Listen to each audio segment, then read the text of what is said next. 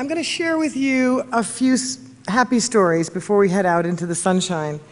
And I want to tell you briefly that 3 years ago, 2010, May 20th, 2010, Woody Tash came to my small town of Pittsburgh, North Carolina. He was on his walkabout, peddling a book. Oh, I guess I'm now peddling a book, called Inquiries into the Nature of Slow Money. And I heard him speak. It fell on very fertile ears because I had already gotten very interested in the local food movement. But a couple of us walked out into the hall and we took his challenge of making small money loans very seriously. And Lyle made a $2,000 loan to Lynette, a young woman who wanted to buy a Hobart mixer and get a bakery started.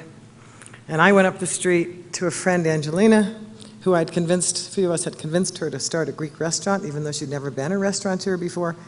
She'd expanded her restaurant when the building opened up next door. She'd cut a hole in the wall, an arch to be exact, and added a seating area. And I discovered in talking to her that she'd done that with credit card debt. So she had an $18% interest rate on a loan that she probably would never ever get to the principal, for many years. So a friend, Gary, and I came in with $3,000 each. We took out that credit card debt, and in 3 years, within about a few more months, she'll have paid off that entire debt, and so much for Bank of America. So, and basically, I was hooked. We decided we would do as many of these loans as fast as we could to learn how to do them. One of the things I know is that if you want to learn how to do something well, just do it often. You'll do it badly in the beginning, a little bit better and a little bit better, but maybe if you're lucky, you might get good at it. So I'm not sure we're good at it yet, but we've sure been persistent. I've facilitated about 80 loans now to about 37 different farmers and food enterprises throughout North Carolina. I want to tell you one more story about one of the loans, and then I'll just give you a little bit about how we did that. And in the book, I also talk about why people lend. So I'm going to share one story about a borrower and one story about a lender, and then we're going to get the heck out of here and get out into the sun. But I got to tell you about Jackie. When Jackie first found out about slow money, she came to one of our very early gatherings, and she needed $40,000 to start a bakery. Well, we'd done one loan for $2,000 and two for $3,000, and I had no idea how to get her $40,000. And so I had to send her away empty-handed. But about a year later, she came back. She'd actually gotten that money from something called the North Carolina Support Center. They'd given her a loan. But she accidentally bought a much too small mixer. She was much more successful than she'd expected, and she really needed a bigger mixer. And did I have anybody that might loan her probably $4,000 or $5,000 if she could find a used 60-gallon, is that right, Hobart mixer? 60 quart, thanks. I'm not a baker. And I try to match people within their food shed. So Jackie lived over near Raleigh, North Carolina, in the Wake County area, and I didn't have anybody that had shown any interest in making a loan in that area. But I said, well, we'll see. And of course, within a couple of days, I was somewhere, and a young woman walked up to me and said, I love this idea of slow money. Do you know anybody in the Raleigh area that could use any money? I said, well, I do, actually. So I introduced her to Jackie, and they became friends, which is very important. Very personal peer-to-peer lending operation here. And then I kind of forgot about it, and I got a call from Jackie, and she said, I found a mixer. I'm so excited. I found a mixer. It's $4,600. It's a fantastic price. It's an 80-quart mixer. It has all the bits, and it's fabulous. And there's only one problem. It's in Miami. I've never been to Miami. But it just so happened that my daughter had had some knee surgery, and there's a very special clinic in Miami, and I had taken her down to Miami, and I was sitting in a hotel, and I said, that's pretty interesting, because I'm in Miami. You can't make this stuff up. So I got the address of the storage unit where the Hobart mixer was, and I went out there, and there's a fantastic couple, Italian couple, that just closed down a pizza shop. I'm Italian. We had a fantastic time talking about, and I looked at the mixer, looked good to me, what do I know? But they seemed like absolutely fabulous people, and I gave them $100 in cash. That's what I could dig out of my wallet at the time. That was the down payment. She wired them the money the next day. They handled all the shipping. The mixer showed up, a week or so later, and Jackie is a very happy baker, and she now runs something called Sweet Cheeks Bakery in Apex, North Carolina. So if you ever get to Apex, go have some good baked goods from Jackie. So we began to accumulate stories like this, and one after another, they had to be told.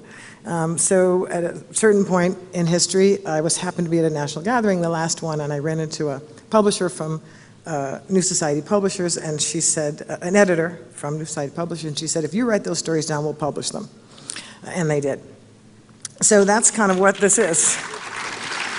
And it's my gift to you, because it's extremely easy to read. It's kind of like the Reader's go away. It's kind of like the Reader's Digest version in the canon. You can just dip into it. You can simply read the gray boxes and nothing else. You can look in the contents to see if you're there. Sometimes people find themselves in there. But I want to share something, and I'm going to take a chance here because this is probably the most provocative section in this book. But why not?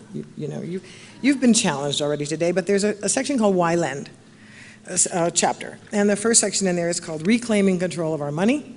There's a few paragraphs, and then one that says, People are funny about money. And it talks about how those of us in the 99%, it's a real struggle for us to think about taking a big risk sometimes. And yet people have done it, about 60 of them so far with my assistance. But I want to talk about slow money from the 1%. And I say here that it's worth noting that the children of the 1%, I've just talked about the children of the 99, do not escape getting confused about money. I saw this when I ran into a friend who had heard about my work with slow money. This was actually a true story that happened at the last national gathering, and if he's here, he can find me later. He had a large inheritance, and his late father's business kept generating even more money. But he was immobilized, wanting to do the right thing. That's why he sought me out to ask me, what should I do? But unable to decide what that would be. He wondered, should he spend some on farm preservation or incubator farms or what? And he'd been struggling with this for a long time. So I gave him a challenge. I said, go home, I suggested, and make a loan to a food entrepreneur in your community for $5,000, then call me. But even that made him feel conflicted because he owned homes in 3 places and didn't know which one to choose. I don't care, I said, just make a loan now. About 3 months later, I ran into him again at a music festival. He was still quibbling. So I made a stronger plea. Look, I urged, there is no reason you should let your wealth freeze you up like this. I know you can do this. Make a loan. Give me a call. 2 weeks later, he called. He was ecstatic. He'd made that first loan, and he was getting ready to make another. It wasn't the amount that mattered. It was his ability to push past the fear of making a mistake. Last time we spoke, he had helped finance numerous ventures. One is instrumental in getting organic, locally grown, healthy snacks into the public schools in his area. He's now part of a much larger project that he's funding as well. And if any of these ventures fail, his portfolio will scarcely notice. But for the people who got those loans, it will. It will matter, most likely, and it will make all the difference. So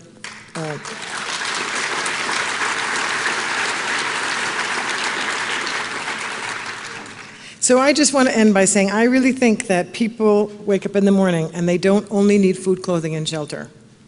I think there's an intrinsic part of us that desperately wants to make something happen. We want to go to bed at night knowing something resulted of our being awake that day, and preferably something good. So when I walk into Angelina's and I get a Greek salad, I can look around and I can see that I made something happen. And the reason you can make something, the reason here is that because we can. Why should we make these loans? Because we can. Guys, this is our new slogan. Because we can. We can. And if we can't, maybe it's not an entire loan. Maybe it's just a donation to gather around. But we can. We can actually make a lot of impact. And I'm hoping that this little book might help be a blueprint for some of you that are starting to get groups going in your areas. Maybe you can pass it to a friend or family member that thinks this is all rather complicated, and they're going to find that it's extremely simple. The stories are one after the other really touching, only because the people were so extraordinary and amazing that I got to know.